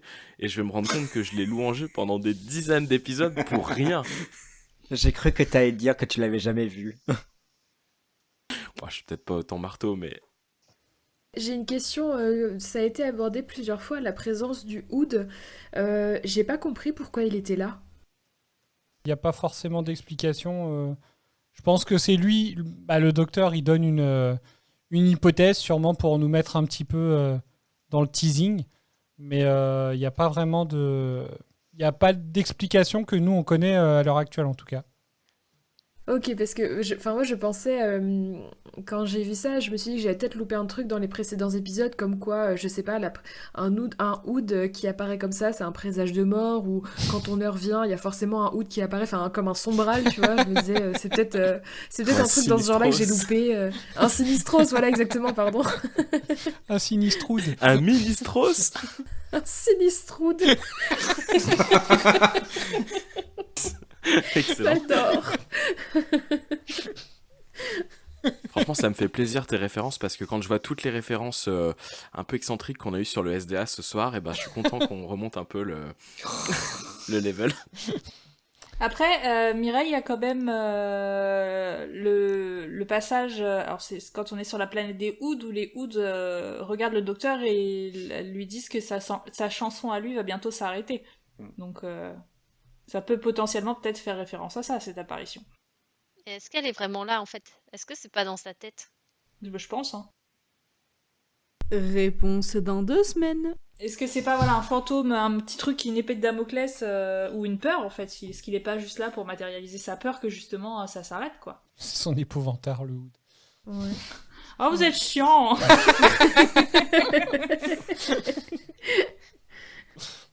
Mais alors, par contre, je suis pas d'accord avec Eden. Ce sera pas réponse dans 2 semaines. Pour moi, ce sera réponse d'ici ce week-end. Voilà, parce que j'ai trop hâte de regarder le final. Je ne vais pas attendre. C'est à ce moment-là que je me confesse, ou on attend l'avis pour le prochain épisode? Bon, tu pourras le faire quand on parlera du prochain. Est-ce qu'il y a un autre sujet que vous voulez aborder sur cet épisode? Le Dalek. Ah, tu veux parler du Dalek? Oui, parce que ça n'a aucun sens. Ça n'a absolument aucun sens, même quand on n'en cherche pas. Parce que, en gros, Adélaïde, elle serait fascinée par la conquête spatiale, parce que au moment de l'invasion par les Daleks, tout ça, il y a un Dalek qui l'a vu et qui l'a épargné, et le docteur dit, il a dû voir que votre mort était écrite depuis longtemps. Mais, en fait, ça n'a pas de sens, parce que les Daleks, a priori, ils voient pas l'avenir. Ils voient pas l'avenir, ils voient pas dans l'âme des gens, donc je vois pas comment il aurait pu savoir ça. Et en plus, ils sont là pour exterminer les êtres humains sur Terre. Donc, qu'est-ce qu'il en a à faire de savoir que sa mort est prévue en 2059 parce que ça va entraîner des explorateurs, etc. Non, il a tout intérêt, justement. La Dalek, il a encore plus intérêt à la tuer à ce moment-là, s'il a cette information-là. Donc, ça n'a pas de sens. En fait, ça aurait eu un sens si elle l'avait vu passer et qu'elle s'était dit « je veux connaître cette espèce-là », mais pourquoi ils ont fait cette scène-là? Si vous avez une explication, n'hésitez pas. Je la veux bien aussi, parce que j'avoue que c'est, je crois, une des seules choses que j'ai pas trop compris de l'épisode, cette histoire de Dalek, qui normalement, comme tu dis, sont censés exterminer toute la race humaine, c'est leur but. Et là, en fait, il la laisse vivre tranquille, tu vois. Le Dalek, il est juste là pour justifier le point fixe de sa mort, j'ai l'impression. Je suis d'accord avec toi, c'est pas du tout logique, mais moi je l'ai perçu comme ça. C'est juste pour justifier qu'il faut absolument qu'elle meure à ce moment-là, quoi. Oui, le docteur, il cherche un peu, entre guillemets, peut-être une excuse, mais ça n'a comme tu dis, ça n'a aucun sens parce qu'effectivement, les Daleks, ils sont là à la base pour détruire toute l'humanité. Ils refusent qu'il y ait une autre race que les Daleks qui vivent. Donc à partir de là, ça n'a aucun sens qu'ils la laissent vivre. De plus, à ce moment-là, s'ils la laissent vivre parce que son heure est en 2052, à ce moment-là, le Dalek, juste qu'est-ce qu'il fout là dans le sens où il sait qu'ils ont perdu alors 2059 ou 59, enfin 2050. Ah oui, donc en plus, s'il reste des êtres humains à ce moment-là, ça veut dire qu'ils ont perdu. Donc... c'est ça. Ça veut juste dire que c'est peut-être pour ça qu'il est rentré chez lui du coup au final. C'est dire c'est bon, on a déjà perdu, on se casse. Ça n'a aucun sens. Et en fait, cette scène-là, en plus, si le Dalek ne la regarde pas et juste qu'elle le voit passer, ça marche. Et si tu l'enlèves de l'épisode, il marche aussi. Elle apporte pas grand-chose en fait. Moi, je me suis dit, oh, il est mignon, le Dalek. Voilà. Mais c'est vrai, ça le rend presque mignon. Ça le rend, oui, en vrai, alors, ça lui donne pas de l'humanité, faut pas exagérer. Ça le rend mais en intelligent, vrai, ça le rend réfléchi. Ça le rend un petit... Ouais, et capable... Ah, t'as envie de lui faire une caresse? Alors, faut pas exagérer. Il lui fait lâcher un brave bête. Brave Dalek. Non, mais c'est après Dalek sec, Dalek mouillé, il y a Dalek mignon, quoi. Dalek choupi. Dalek mignon. Dalek choupi. C'est pas possible. Donc d'autres avis sur le Dalek? Pas inutile. Perso, je m'en bats les couilles. Une question de plus pour Russell T. Davies. D'autres sujets que vous voulez aborder? Eh ben alors, je vais écouter votre élément marquant, Virginie. Il y en a trop dans cet épisode, beaucoup trop. Mais je pense que le dialogue entre Adélaïde et le docteur, quand il la ramène sur Terre, c'est vraiment le truc où je me suis dit Cédric a tellement bien fait de me dire de regarder cet épisode et de m'accrocher. Je le trouve très bien écrit. Alors, j'avoue que je l'ai pas regardé, moi je les regarde pas en français, donc je trouve très bien écrit. Je trouve que Tennant, il est extraordinaire sur cette scène-là. Vraiment, il fait peur, il paraît vraiment fou. Et c'est une scène qui m'a beaucoup marqué. Bob. Je sais pas si j'ai vraiment de scènes marquantes. J'ai parlé de l'eau qui m'a un peu fasciné. Je pense que c'est ce qui m'a vraiment marqué dans cet épisode. Mireille. Mon élément marquant, c'est que je pardonne pas au scénariste de nous avoir laissé croire pendant quelques minutes que c'était les carottes qui étaient coupables de la modification, parce que les carottes c'est sacré, c'est trop bon, et on touche pas aux carottes. Voilà. Un complot anti-vegan.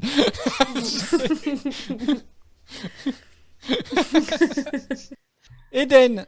Moi, je dirais, c'était mon mot, un gadget. Je l'ai adoré, m'a fait trop rigoler ce petit robot. Et il était bien pratique quand même aussi. Donc, aller chercher le Tardis à la fin, à ramener le docteur et la chef des opérations quand ils en avaient besoin.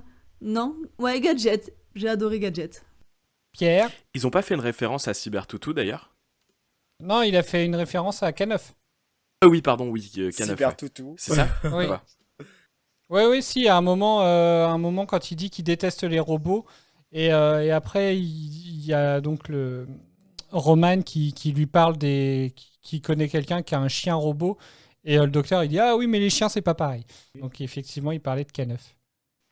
Pierre. Moi, comme Virginie, c'est un échange entre le docteur et Adélaïde, mais pour faire plaisir à Cédric, c'est la musique au moment pendant lequel le docteur parle avec Adélaïde et lui dévoile ce qui va se passer, justement. Quand il lui dit que c'est lui qui déclenche les événements ou juste avant? Ah oui, si, c'est à ce moment-là, oui. Oui, c'est quand ils sont... Oui, quand il est dans le sas. C'est lui quand il est coincé dans le sas. Ok. Avec la musique et tout, c'était émoustouflant. Maël.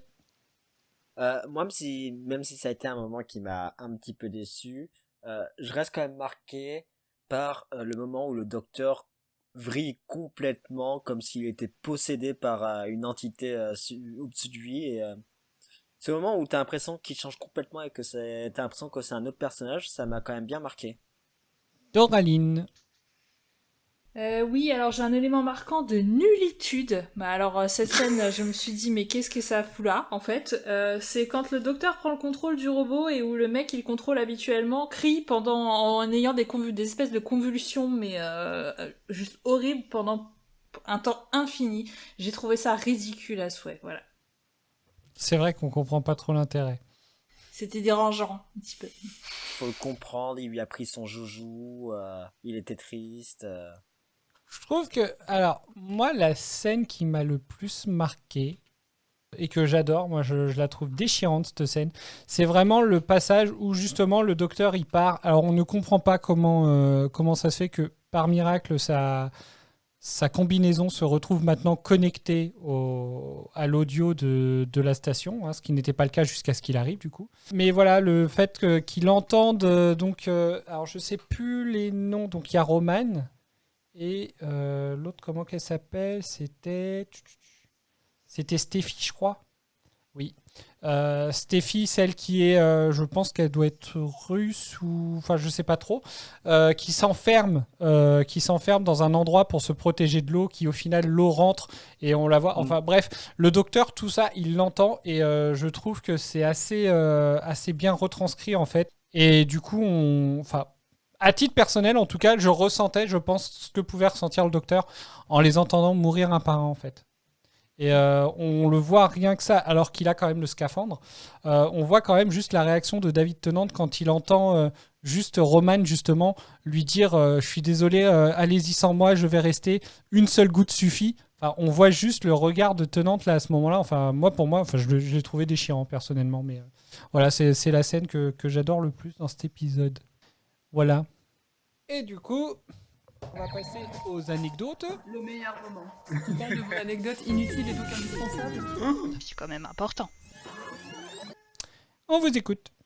Alors, c'est moi qui vais commencer. Donc, cet épisode a été, à l'origine, envisagé comme un épisode spécial de Noël. D'ailleurs, son titre original aurait été Red Christmas. Je n'avais pas le même talent que Virginie.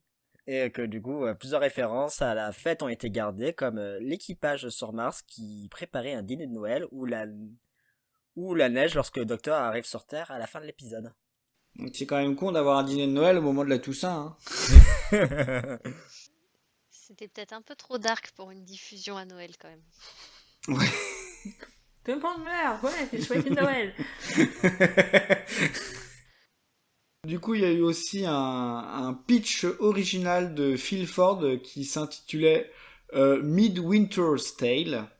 Et c'était une histoire de KPDP à propos d'une princesse extraterrestre venant sur Terre pour se marier. Rien qu'en la lisant, je trouve ça marrant.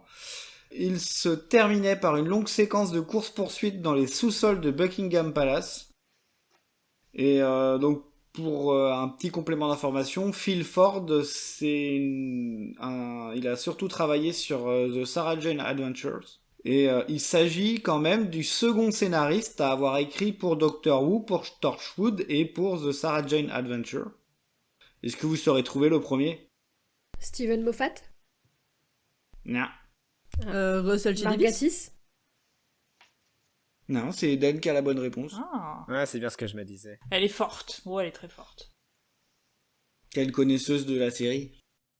Bah, après, il y avait que 3 possibilités. C'était comme Mireille, c'était les 2 autres que Mireille a cités. Donc, soit Moffat, Gatiss ou Davis. C'était un des 3. Du coup, en lisant l'anecdote, je suis presque déçu qu'on n'ait pas eu ça. Alors, pour rester un petit peu dans le thème, le robot de service a été inspiré par le petit Wally. Le plan initial était que le robot serait initialement maladroit mais adorable et qu'il deviendrait plus tard fou pour devenir une menace pour le docteur. Mais ils ont jugé qu'un docteur fou c'était déjà bien suffisant, donc du coup ils ont supprimé cet aspect du personnage. Tu fais vachement bien, Wally. Allez, encore une histoire à l'origine, puisque à l'origine, le script de l'épisode ne faisait pas mourir le personnage d'Adélaïde, et le docteur ne réalisait qu'il était allé trop loin que lorsqu'il voyait Out Sigma. Mais Russell T. Davies décida qu'Adélaïde devait se suicider pour arrêter le docteur et c'est une décision qui a été approuvée par la productrice Julie Gardner. Bon, ça, pour le coup, ils ont bien fait parce que juste voir le Hood, je vois pas comment ça aurait pu le faire redescendre de son perchoir, quoi. Je continue, donc cet épisode il est dédié à l'ancien producteur et réalisateur Barry Letts, qui est mort quelques semaines avant la diffusion de l'épisode, et il est connu pour avoir été un temps réalisateur puis producteur de la série, donc la série Doctor Who, dans les années 60 et 70, et il a aussi pas mal travaillé pour d'autres séries de la BBC. Notamment Les Grandes Espérances, Le Conte des Deux Cités ou Les Chiens des Baskerville. C'est pas fini. Très actif dans la communauté de fans, il contribue à de nombreux projets autour de la série. Voilà. Je me demandais justement qui c'était ce monsieur. Oui, c'était bien monsieur. Oui. Oui. Alors, petit teasing, on a conscience que nos anecdotes sont pas ouf, donc restez quand même jusqu'à la fin parce qu'on vous a fait une petite catégorie collector, d'accord? C'est bientôt terminé. Ne zappez pas. De quoi? Je dis ne zappez pas. Alors, après avoir regardé les rushs, donc les rushs de l'épisode, Russell T Davies est un petit peu inquiété de l'apparence des membres de l'équipage infecté qu'il trouvait un peu trop effrayant pour les jeunes téléspectateurs. Du coup, il a trouvé que les lentilles de contact données à Joplin, Sid Bain et Alan Rusco, donc les deux hommes infectés, étaient particulièrement déshumanisantes. Du coup, il a convenu que Sharon Duncan Brewster, donc qui joue la première à être infectée, ne les porterait pas lorsqu'elle incarnerait Maggie Kane, étant donné que son temps était considérable à l'écran, donc il voulait épargner un petit peu les spectateurs. Et ils ont expliqué ça, et le docteur, du coup, il explique aussi dans l'épisode qu'elle a une différence par rapport aux deux autres, qu'elle est plus humanisée. Voilà. Tout est calculé. On passe à la catégorie bien nommée, on la laisse à Pierre parce que c'est le seul à réussir à prononcer des mots chelous en gallois. Les scènes au Biodôme ont été filmées dans la Grande Serre, qui fait partie du Jardin botanique national du Pays de Galles. Et donc le mot à prononcer, c'est que la commune s'appelle Llanarthney. Et Russell T Davies avait scénarisé les scènes au Biodôme en pensant déjà à cet endroit. Donc là je l'ai prononcé à l'anglaise, mais la prononciation galloise est encore différente. Nous t'écoutons. Llanarthney. Oh là là, à tes souhaits.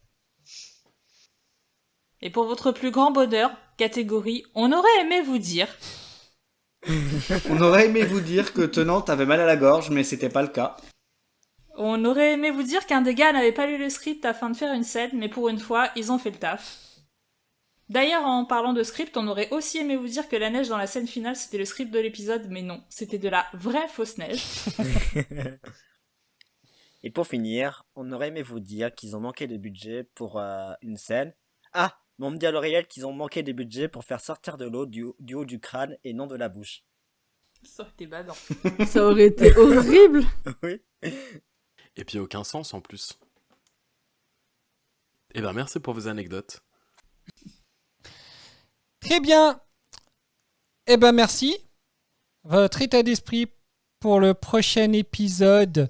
Virginie, toi tu as bien avancé il me semble, donc ton état d'esprit pour le prochain épisode est un peu compliqué du coup.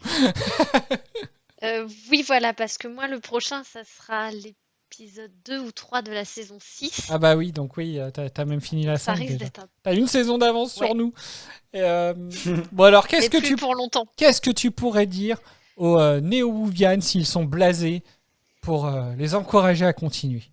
Toi qui as vu le changement de saison, de docteur, de showrunner. Et ben qu'en fait, moi, la 5, je pense que je l'ai même préférée à la 4. Malgré le changement de docteur, au final, ça se passe bien. Je vous assure, on s'en remet. Un peu moins facilement que quand c'est Eccleston qui part, ça c'est sûr. Mais moi j'ai vraiment beaucoup aimé la 5. Il y a beaucoup d'épisodes très sympas dedans. Il y en a un qui est extraordinaire dedans.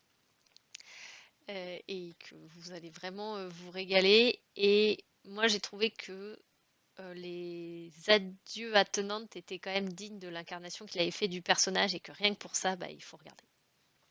Merci. Bob, ton état d'esprit pour le prochain épisode?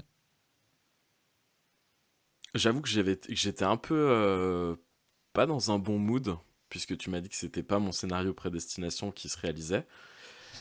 Mais là, j'avoue que la petite phrase de Virginie concernant la fin de Tennant m'a un peu hypé. Donc, il me tarde de voir comment il part. D'autant que je trouve que Donna, sa compagne, a eu une très très belle fin. Donc, j'espère qu'elle sera au moins à cette hauteur-là. Sinon meilleure. Mireille.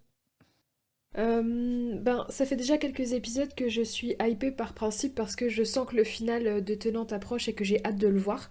Donc là, mon état d'esprit n'a pas changé, ça s'est même accentué un petit peu parce que je sais que c'est vraiment on le touche du doigt. Donc C'est fou, très hein. hâte de voir. De quoi? Je dis c'est fou, on a passé toute une saison à se dire ah non, on veut pas que ce soit la dernière, et là à la veille du départ on est quand même hypé juste de découvrir quand même, pas qu'il s'en aille parce que voilà on sera forcément triste, mais on est hypé de voir comment. Ouais, c'est ça, c'est pas du tout que j'ai hâte que ça se finisse, mais c'est que je me doute que ça va être grandiose. Virginie vient de le confirmer et du coup j'ai vraiment hâte de voir qu'est-ce qu'ils nous ont préparé pour ce final là quoi. Eden. Alors, chers auditeurs, il est temps que je me confesse. Nous sommes aujourd'hui le 14 mai et c'était aujourd'hui que les épisodes de Doctor Who quittaient Amazon Prime. J'ai donc pris la décision de regarder les 3 épisodes à la suite. Du coup, j'ai déjà vu le final. Voilà.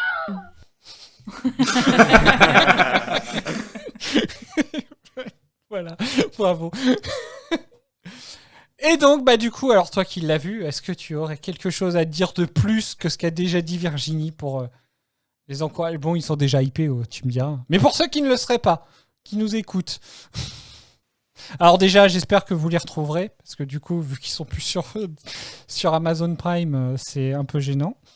J'espère qu'ils arriveront très vite sur Disney+. Justement, il faut les regarder où, parce que c'est en train de me faire paniquer un peu là. Alors ceux-là, ils sont disponibles sur Pluto TV. On a de la chance. Ah c'est bon.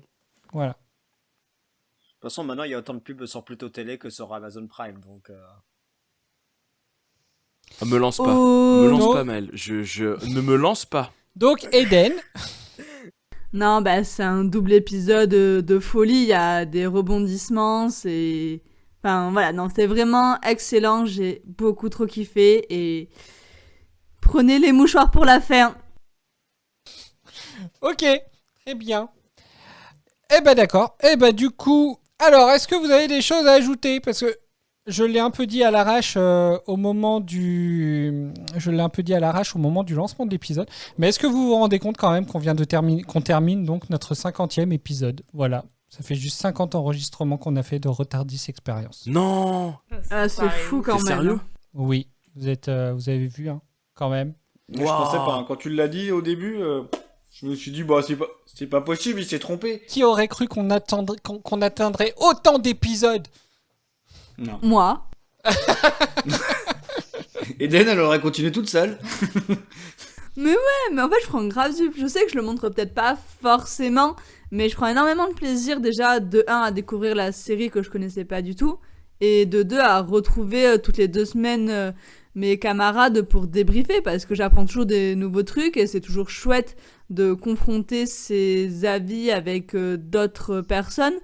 Donc non, c'est un plaisir et j'espère vraiment qu'on va continuer encore longtemps, qu'on va faire les 13 saisons et tout, donc et qu'après on enchaînera sur les classiques.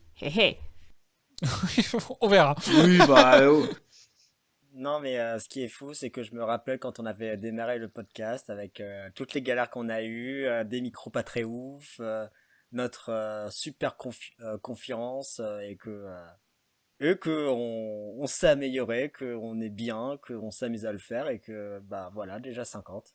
À bientôt le centenaire. D'ailleurs, pour fêter cette 50e, on va vous remettre en post-générique tous nos bons jours horribles de l'époque.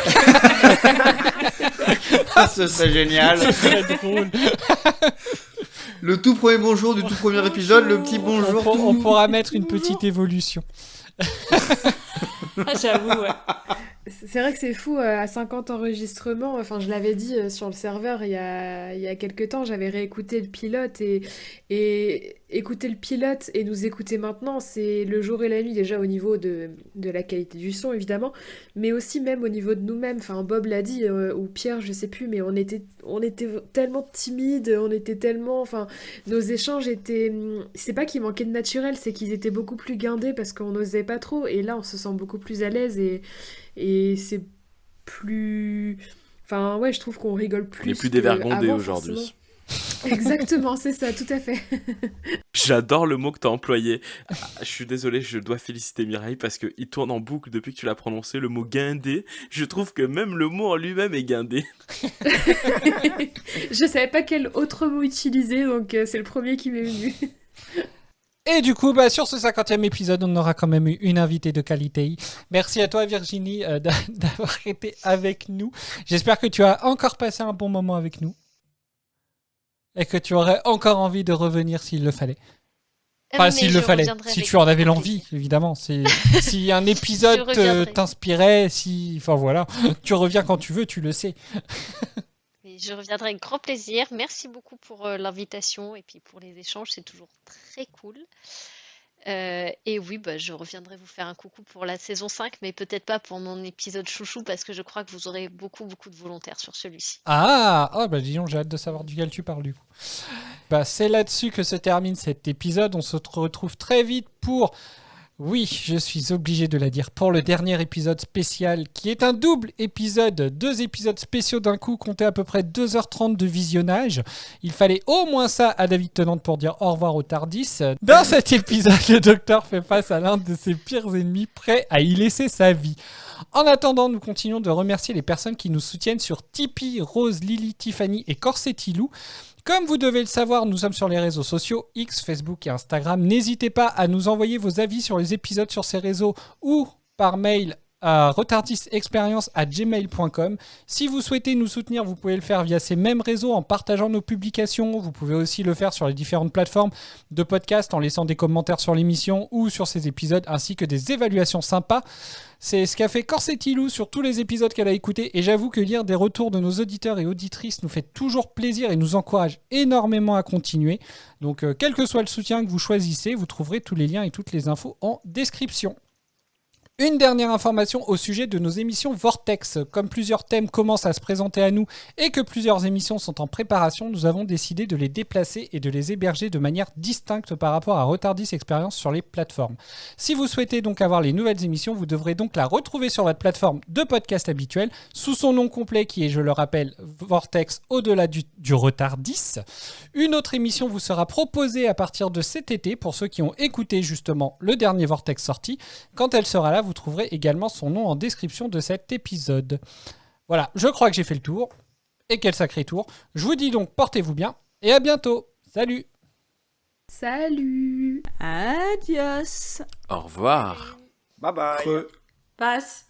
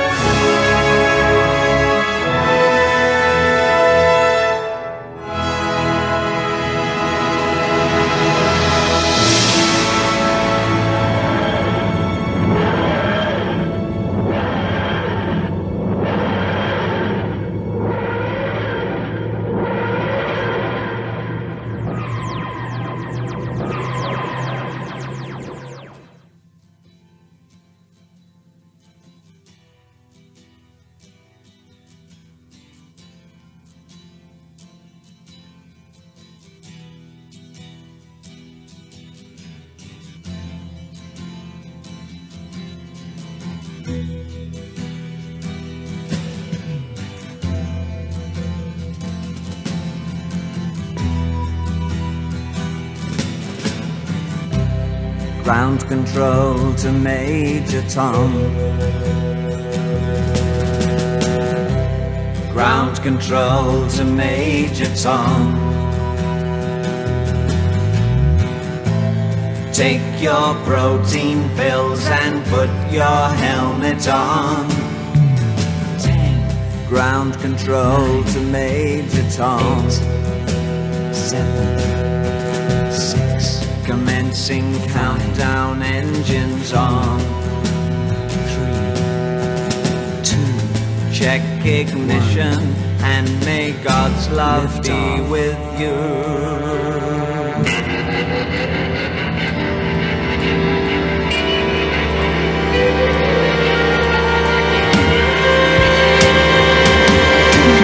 This is ground control to Major Tom.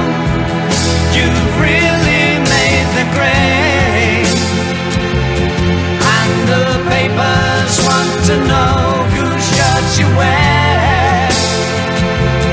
Now it's time to leave the capsule if you dare. This is Major Tom to ground control. I'm stepping through the door, and I'm floating in a most peculiar way, and the stars look very different today. For here am I sitting in a tin can,